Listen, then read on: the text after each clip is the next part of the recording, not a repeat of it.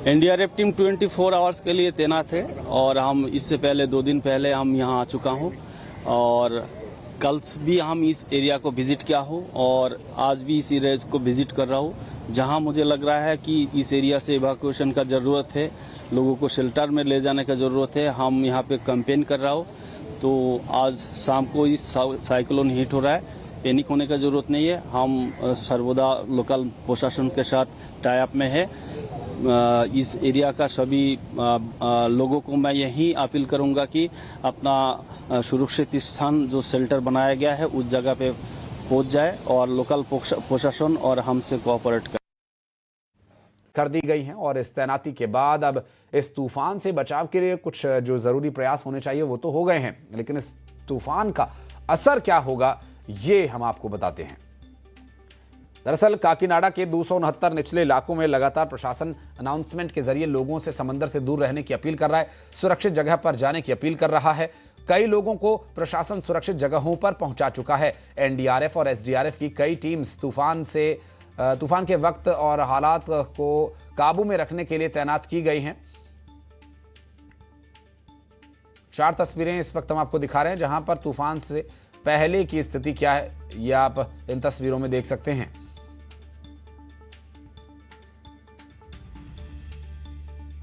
Cyclone मोंथा के आने का समय अभी हो गया है। लगभग 3 से 3:30 बजे तक इसका जो इम्पैक्ट है ये धीरे धीरे करके सामने आएगा। फिलहाल अभी इस तरह के कुछ हाल काकीनाडा में जो समुद्र है उसमें देखा जा रहा है। जो लहरें हैं वो अभी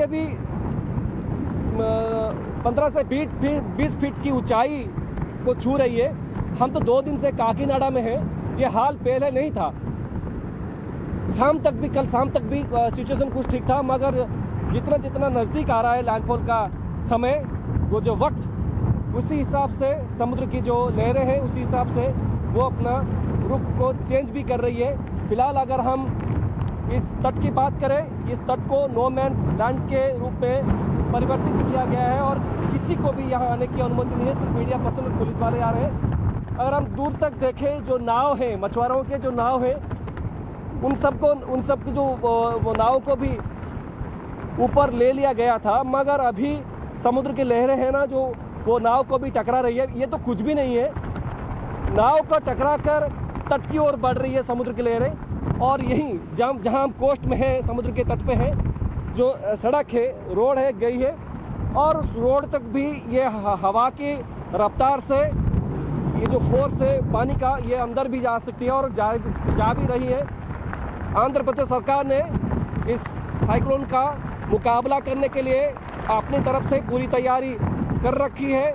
फिलहाल लगभग 20,000 की संख्या में लोगों को सिर्फ काकीनाडा में इवैक्यूएट किया जा चुका है, जो कि झोपड़ियों में रहते थे, जो कि लो लाइन एरिया में रहते थे, उनको सब इवैक्यूएट किया गया है और उनको शेल्टर में रखा गया है। उनके खाने पीने का सब सामान वहाँ पे मुहैया किया गया है। फिलहाल अभी बारिश भी शुरू हो गई है और ये लैंडफॉल का अगर टाइम की बात करें तो लगभग शाम के 6:30-7 बजे से लेके रात के 12 बजे तक ये लैंडफॉल का प्रोसेस, जो प्रक्रिया है वो जारी रहेगा। मगर अभी से इसका इम्पैक्ट पड़ना शुरू हो चुका है और समुद्र में भारी बारिश की वजह से और हवा की रफ्तार की वजह से, हवाएं जो है उसकी वजह से लहरें भी ऊंची लहरें उठ रही है।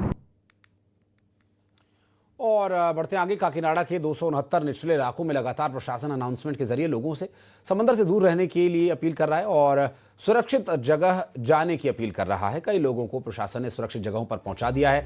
एनडीआरएफ और एसडीआरएफ की कई टीम्स तूफान के वक्त हालात को काबू करने के लिए तैनात की गई हैं। 3 तस्वीरें इस तूफान के पहले की हम आपको दिखा रहे हैं, जहां समंदर से लहरें उठ रही हैं और मोथा में अब कितने लोग इसकी चपेट में आने वाले हैं ये देखने का विषय होगा।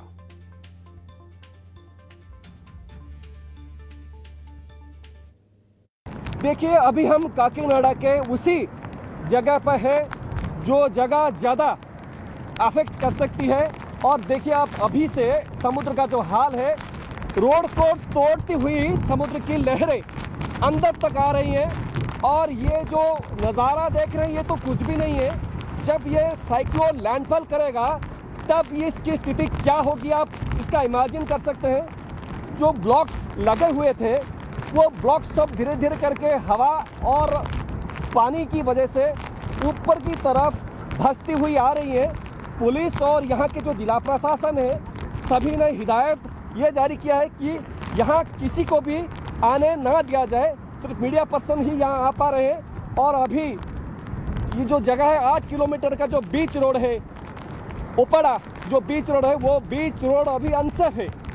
आगे स्थिति बहुत ही खराब है और आगे जो रोड है वो कट ऑफ हो चुके हैं। समुद्र का पानी आगे बहुत अंदर तक जा रहा है और देख सकते हैं समुद्र का पानी रिहायशी इलाकों में वो घुस रहा है। अभी ओपड़ा एक गांव है, एक बहुत बड़ा मंडल है और वो गांव अभी पूरी तरह से समुद्र की पानी के घेराव में आ चुका है। यहाँ के जो मछुआरे हैं सब ने अपने अपने जो नाव थे सबको सुरक्षित जगहों में उन्होंने ले लिया है।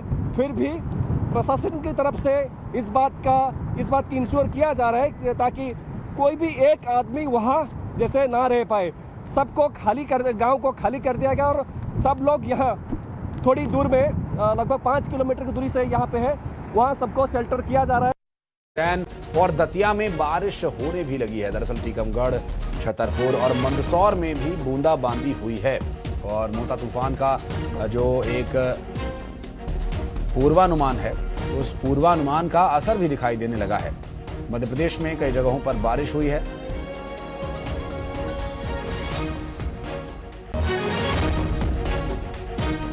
अलग इलाकों में हो रही है जिससे कहीं ना कहीं मौसम सुहाना बना हुआ है, लेकिन सर्दी की दस्तक भी यहाँ पर हो चुकी है। लेकिन यही बारिश जो है वो किसानों के लिए परेशानी का सबब भी बनी हुई। राजधानी भोपाल में भी आप तस्वीरें देख सकते हैं कि सुबह से जो धुंध है वो लगातार यहाँ देखने को मिलती है। राजधानी भोपाल के बड़े तालाब की तस्वीरें आप देख पा रहे होंगे। मौसम बेहद सुहाना है और मौसम विभाग की माने तो आने वाले 4 से 5 दिन इसी तरह का मानसून जो है वो मौसम जो है वो रहने वाला है। पोस्ट मानसून की जो बारिश है वो लगातार होती रहेगी क्योंकि 2 अलग अलग सिस्टम जो है वो मध्य प्रदेश में एक्टिव है, जिसके चलते न केवल ग्वालियर चंबल संभाग बल्कि मालवा निवाड़ और नर्मदापुरम और भोपाल, उज्जैन, इंदौर तमाम जो इलाके हैं वहां पर लगातार बारिश देखने को मिल रही है और आने वाले समय में भी इसी तरह का मौसम जो है मध्य प्रदेश में रहने वाला है। हालांकि मौसम विभाग ये भी कह रहा है कि नवंबर का पहला सप्ताह जब होगा तो मध्य प्रदेश में कड़ाके की ठंड का सामना लोगों को करना पड़ेगा। लेकिन लगातार जो बेमौसम बारिश हो रही है, जो पोस्ट मानसून बारिश हो रही है, वो किसानों के लिए खासी परेशानी का सबब भी बनी हुई है क्योंकि जिस तरीके से धान की और खासकर सोयाबीन की जो फसल है जो पूरी तरीके से पक्का तैयार खड़ी हो, तो ऐसे में जब खेतों में खड़ी फसल पर ये पानी बरस रहा है तो कहीं ना कहीं उनकी फसलें बर्बाद हो रही हैं। और मौसम विभाग की माने तो आने वाले 4 से 5 दिन मध्य प्रदेश में कुछ इसी तरह का मौसम रहने वाला है। कैमरा मैन संगर के साथ शैलेंद्र सिंह, न्यूज़ 18 भोपाल।